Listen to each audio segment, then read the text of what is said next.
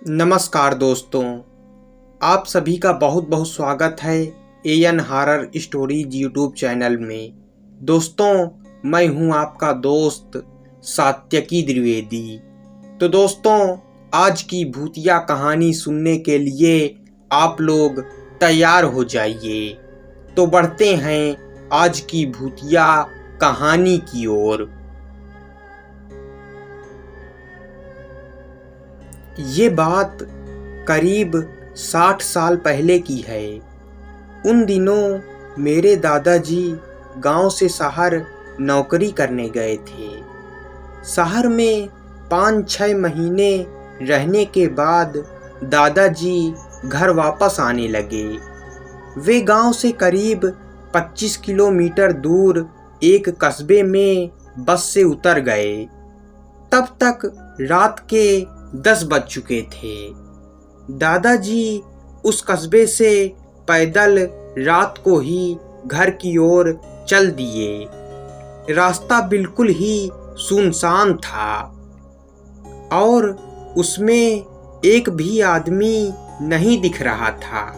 लेकिन मेरे दादाजी को उस रास्ते पर डर नहीं लग रहा था, क्योंकि उनका बचपन उसी एरिया में बीता था। फिर कुछ देर बाद चलने के बाद एक पेड़ के नीचे दादाजी आराम करने लगे। तभी उनको उस पेड़ के नीचे झपकी लग गई। फिर कुछ देर बाद जब उनकी नींद खुली तो उन्होंने किसी औरत के रोने की आवाज़ सुनी।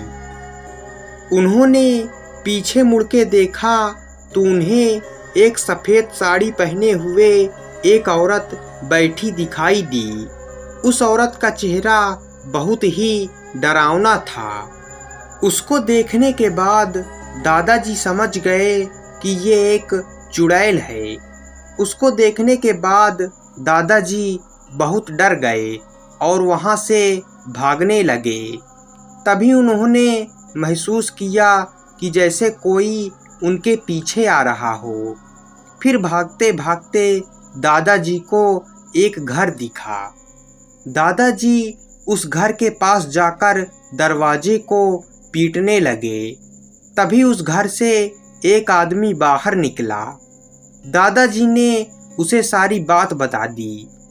फिर उस आदमी ने दादाजी को पानी पिलाया और बताया कि उस पेड़ में एक औरत की आत्मा रहती है और जो कोई रात को वहाँ पर जाता है तो उसे वो आत्मा परेशान करती है। फिर उस रात दादाजी उसी आदमी के घर पर रुके और अगले दिन जब सुबह हुई तो घर आए।